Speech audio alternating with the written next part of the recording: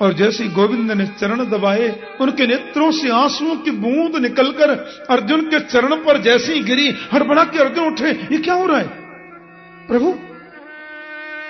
गोविंद बोले, इसीलिए तुम मुझे बहुत प्रिय हो अर्जुन, तुम महान हो, रोम रोम में तुमने बसाया है मुझे, ऐसा भक्त मुझे अति प्रिय होता है। प्रभु ने गले से लगाया, 7 भोग लगाया। आदरणीय सूत जी कहते हैं कि अर्जुन तो ऐसे रम गए द्वारिका में कि उनको कुछ भी याद नहीं है। हस्तिनापुर, इंद्रप्रस्थ कुछ भी स्मरण रहा ही नहीं। और यहां द्वारिका में परिस्थिति ऐसी बन गई महाराज कि धीरे धीरे धीरे धीरे कई समय निकल गए और स्थिति ऐसी बनी कि यदुवंशियों ने संतों का अपराध कर दिया। विश्वामित्र, असित, कण्व, दुर्वासा, भृगु, अंगिरा, कश्यप, वामदेव, अत्रि, वशिष्ठ और नारद, ये संत लोग बैठे थे। धुना लग रहा था। बच्चों ने वो पोटला बांध करके पेट पर साम के उनकी मजाक उड़ा दी। संतों ने यदुवंश के विनाश होने का शाप दे दिया। जीवन में प्रयास ये करो कि दुआएं सबकी ली जाए, बद्दुआ किसी की नहीं। और शास्त्रों में लिखा है कि दुआ में जितनी ताकत है उतनी दवा में नहीं होती। इसलिए महापुरुषों के सन्मुख जब भी आओ, उनको नमन करो, उनके सामने झुको। हमारा ऐश्वर्य बढ़ेगा, श्री वृद्धि होगी, यश की प्राप्ति होगी। संतों को नमन करना चाहिए। बच्चों से गलती हो गई, यदुवंशी राजकुमारों से अपराध हो गया और लौह पिंड को पीस कर उन्होंने समुद्र किनारे डाल दिया। वो किनारे आकर एरिका नाम की घास पूरे जंगल में फैल गई और यदुवंशियों में झगड़ा शुरू हो गया, एक दूसरे को मारने लगे। कहते हैं कि अर्जुन वहीं हैं, कृष्ण बलराम भी बचाने दौड़े, किसी ने सुनी नहीं और लड़ते लड़ते पूरे यदुवंश का विनाश हो गया। बलराम जी शेष बनकर के क्षीर सागर में चले गए और हमारे गोविंद भी किसी को निमित्त बना करके अंतर्धान हो गए। प्यार से बोलो जय श्री कृष्ण।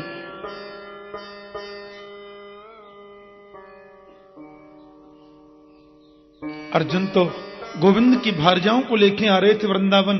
कन्हैया ने कहा था कि तुम हमारी पत्नियों को वृंदावन ले जाना, किशोरी राधा रानी की सन्निधि इनको प्राप्त होगी तो कल्याण होगा।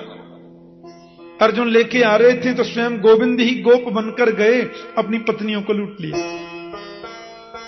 ये बताने के लिए कि तेरा गांडीव धनुष भी मेरे बिना किसी काम का नहीं है। अर्जुन को तो ऐसा लगा जैसे हम लुट गए। यहां परीक्षित बड़े हो रहे हैं। यद्यपि श्री विदुर जी महाराज आज आए थे हस्तिनापुर में और सांकेतिक भाषा में उन्होंने थोड़ा युधिष्ठिर जी को संकेत कर भी दिया और विदुर ने आकर के धृतराष्ट्र जी को बहुत फटकार लगाई, बहुत डांट लगाई। अपने बेटा बेटी कोई रहा नहीं तो अब जिनको तुम मारना चाहते थे उनके हाथ का भोजन करके पड़े रहते हो। क्या हो महीयसी जंतो जीविता सा यथा भवान भीमापवर्जितम पिंडम आदत्ते गृहपालवत्। ऐसी जीने की इच्छा। तुम्हारे पुत्र सब समाप्त हो गए तो पांडवों के घर का भोजन करके पड़े रहते हो, शर्म नहीं आती? धृतराष्ट्र के मन में ऐसा प्रबल वैराग्य आया, पत्नी गांधारी को लेकर के वन को चले गए। युधिष्ठिर जी सवेरे प्रणाम करने आए, बोले ताऊ जी कहां चले गए? बहुत रोए। विदुर ने उनको समझाया। अर्जुन का तो चेहरा काला पड़ गया, मुखमंडल की श्रीजा ने कहां चली गई, तेजस्विता चली गई। अर्जुन जैसी हस्तिनापुर में आए, युधिष्ठिर जी बड़े गदगद। आओ अर्जुन, ओहो इतने दिन के बाद आते हो। तुम तो द्वारिका जाने के बाद कुछ भी तुम्हें याद रहता नहीं है। कन्हैया मिल गए, मानो सब कुछ मिल गया है। अरे भाई यहां भाई भी रहते हैं तुम्हारे, माता भी रहती हैं, और देखो तुम्हारा पोता परीक्षित बड़ा हो रहा है, बहुत समझदार है, उम्र से 15 साल आगे चल रहा है। भैया ये तो बहुत ही बुद्धिमान है, रोज प्रणाम करता है। हम लोगों के पास बैठता है, हमारी सारी बातें सुनता है, बड़ा गंभीर है ये। कैसे हैं कृष्ण? क्या बात है? अर्जुन तो बोलता क्यों नहीं? वसुदेव जी स्वस्थ है ना? वसुदेव और वासुदेव दोनों ठीक है ना? मामी जी देवकी जी एकदम अच्छी है ना? उग्रसेन महाराज और यदुवंशी जितने भी हैं सब सानंद है ना? लेकिन बात क्या, तू बोलता क्यों नहीं? मैं इतनी देर से बोले ही जा रहा हूं तो कुछ बोलता ही नहीं। क्या बात है? तुम्हारे चेहरे का तेज किधर चला गया? नष्ट तेजो विभासी में। मानव के चेहरे के तेज को नष्ट होने के 3 कारण हो सकते हैं। अगम्या नारी के संग समागम से भी तेज नष्ट होता है। गौ माता का गलती से भी अपमान किया जाए या बहुत बड़ा अपराध हो जाए तो भी शरीर का तेज नष्ट हो जाता है। या जिसके बिना जीवन में हमने रहना नहीं सीखा, वो हमें हमेशा को छोड़कर चले जाएं तो भी तेज नष्ट होता है। ऐसी गलती कोई तुमसे तो नहीं हुई? इतनी बात सुनी थी कि अर्जुन तो युधिष्ठिर के चरणों में धड़ाम से गिर पड़े। बोले वंचितो हम महाराज हरिणा बंधु रूपिणा ये न मे परितं तेजो देव विस्मापनम महत। भाई जी हम तो लुट गए। हमारे प्राण वल्लभ योगेश्वर कृष्ण हमें छोड़ करके चले गए। अपने चरणों का आश्रय प्रदान करने वाले मेरे जगदीश्वर गोविंद हमें अनाथ छोड़ करके चले गए। यस्या द्रुपद गेहमुपागतानाम राज्ञाम स्वयंवर गृहे स्मर दुर्मदानाम। जिनकी कृपा से हमने द्रुपद महाराज के यज्ञ में द्रौपदी जैसी भार्या को प्राप्त किया। कृच्छ्रा दुर्वास सूर भेता देवताग्र भुग्य साकन्य शिष्ट उपयोज्य तस्त्रलोकिम तृप्तामस्त सलिले बिंदु संज्ञा। दुर्वासा ऋषि 10,000 शिष्यों को लेकर के पधारे थे भाई जी, और हमारे अक्षय पात्र में कुछ भी बचा नहीं था। मेरे गोविंद ने आकर कैसी लीला करी, संतों का नहाते नहाते पेट भर गया और उनके शाप से हम लोग बच गए। आज वही प्राण वल्लभ श्री कृष्ण हमें छोड़ करके चले गए। जिनकी कृपा से किरात रूप में पधारे हुए भगवान शंकर को मैंने संतुष्ट कर दिया, जिनकी कृपा से पराम्बा जगदम्बा देवी की मुझ पर कृपा हो गई, आज वही हमारे जगदीश्वर गोविंद हमें छोड़कर चले गए। कैसे हुआ? क्या हुआ? और यदुवंशियों ने संतों का अपराध किया, शाप लग गया और लड़ झगड़ कर आपस में सब मर गए। चतु पंचावशेषता 10, 20, 50 बचे होंगे, बाकी सब खत्म।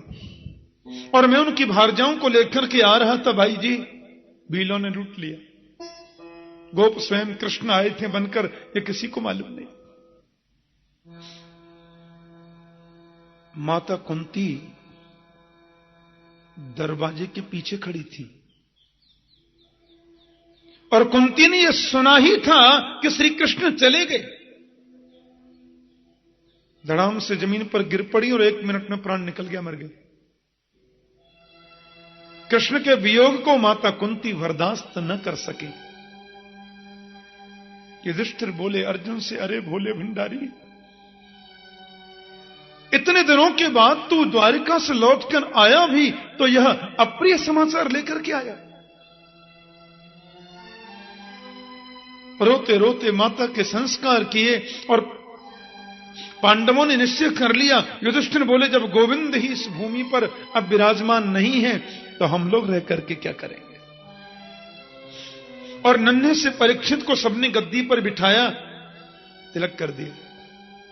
हस्तिनापुर के सम्राट महात्मा परीक्षित हैं, क्योंकि कृष्ण के वियोग में हम रह नहीं सकते।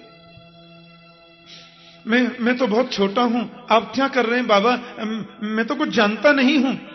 बोले परवाह नहीं बेटा, जब तक तुम्हारी शिक्षा पूर्ण नहीं हो जाए, हमारे महामंत्री और कुलगुरु राजपाठ में तुम्हारी सहायता करेंगे, राजनीति के गुर तुम्हें सुनाएंगे, सिखाएंगे महात्मा हमारे महामंत्री।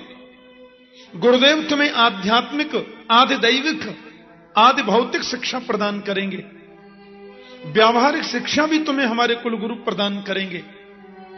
और हम तो इतना ही कहते हैं परीक्षित कि जीवन में 3 बातें याद रखना, तुम्हारा यश बढ़ेगा। पहले प्यार से बोलो जय श्री कृष्ण। पहली बात तो यह कि शरण में शत्रु भी आ जाए, एक बार उसको जरूर माफ कर देना। क्षमा बड़न को चाहिए, छोटन को अपराध। शत्रु भी एक बार शरण में आवे तो उसे तुम्हें क्षमा करना ही चाहिए, एक बार तो कम से कम। और दूसरी बात, अतिथि का हमेशा सत्कार करना। घर में संत पधारे, विप्र पधारे, अतिथि आए, उनका कभी निरादर मत करना बेटा। तुलसी या संसार में सबसे मिलिए थाए, ना जाने कहीं रूप में नारायण मिल जाए। अतिथि का मतलब क्या होता है? मैंने आपको फोन कर दिया, मैं इतने बजे पहुंच रहा हूं, आप मेरा स्वागत करने पहुंच गए, तो मैं अतिथि हूं ही नहीं। अतिथि का मतलब होता है जिसके न आने की तिथि निश्चित है और न जाने की तिथि निश्चित है। अतिथि, न तिथि, अतिथि। जिसकी कोई तिथि निश्चित नहीं है वो अतिथि है। और अतिथि का सत्कार करना तो मानव मात्र का कर्तव्य होता है, अवश्य करना। और तीसरी बात, आंखों के सामने कभी पाप होते नहीं देखना। क्योंकि मुझे लगता है कि पाप करना जितना पाप है, पाप होते देखना भी उतना ही बड़ा पाप है। पांडव लोग स्वर्ग को जा रहे हैं। महाराज रास्ते में जितने तीर्थ हैं, तीर्थों का सेवन किया, परीक्षित को राज्य गद्दी देकर के चले गए। और बद्रीनाथ धाम से आगे अलकनंदा का आश्रय लेते लेते जहां से सरस्वती नदी का उद्गम है, उधर से बाईं तरफ स्वर्गारोहण करने लगे। उसको सतोपथ बोलते हैं, स्वर्गारोहण।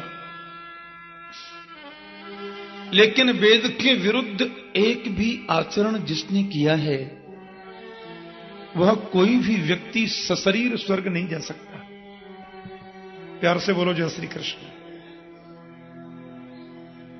पांडव लोग जब स्वर्ग को प्रस्थान कर रहे थे तो नकुल सहदेव दोनों बीच में गिर पड़े और मृत्यु हो गई। भीमसेन ने पूछा, भाई जी हमारे लघु भ्राता ये नकुल सहदेव की मृत्यु, ये क्यों, क्या हुआ, क्यों मर गए? बोले, इनमें एक को सुंदरता का अभिमान था, एक को गणित विद्या का अभिमान था, इसलिए सशरीर स्वर्ग ये नहीं जा सकते। थोड़ा और आगे गए, महारानी द्रौपदी का पतन बीच में हो गया। भाई जी इनका पतन बीच में क्यों हुआ? युधिष्ठिर बोले, भीमसेन पति तो हमें इसके 5 थे, पर द्रौपदी का आकर्षण अर्जुन के प्रति ज्यादा था, इसलिए द्रौपदी भी सशरीर तो नहीं जा सकती। थोड़ा और आगे गए, अर्जुन भी गिर पड़े। भाई जी हमारे भैया अर्जुन क्यों गिरे? बोले, अर्जुन को गांडीव का बड़ा अभिमान था, और गांडीव के अभिमान में आकर एक बार तो इसने कृष्ण के लिए भी बहुत आदर सूचक शब्द प्रयोग नहीं किए थे। एक बार तो अर्जुन ने यहां तक कह दिया था कि राहम संकर्षणो ब्रह्मन न कृष्णो कार्ष्णिरेव च अहं वा अर्जुनो नाम गांडीवम यस्य वैधनो। पंडित जी से बोले, पंडित जी मैं कृष्ण नहीं हूं, मैं बलराम नहीं हूं, मैं प्रद्युम्न अनिरुद्ध भी नहीं हूं, अहं वा अर्जुनो नाम, मैं अर्जुन हूं महाराज। गांडीवम यस्य वैधनु, अहंकार हो गया था इसे। यह मनुष्यत्व में दुर्गुण है। और ये सशरीर स्वर्ग नहीं जा सकता। थोड़ा और आगे गए तो भीमसेन भी लड़खड़ा कर गिरे और मरते मरते पूछने लगे, भाई जी मैं बीच में क्यों मर जाऊं, मेरे लिए तो बता दो। हंसकर बोले, तुम बहुत ज्यादा खाते थे। बोलो जय श्री कृष्ण। यावत भियेत जठरम तावत सत्वम ही देहि नाम, भागवत में लिखा है। भागवत में ये मंत्र है, यावत भ्रियेत जठरम तावत सत्वम ही देहि नाम अधिकम योभिमन्येत सस्तेनो दंडमर्हति। जितने से अपना काम चल जाता है उससे ज्यादा की इच्छा यदि कोई रखता है,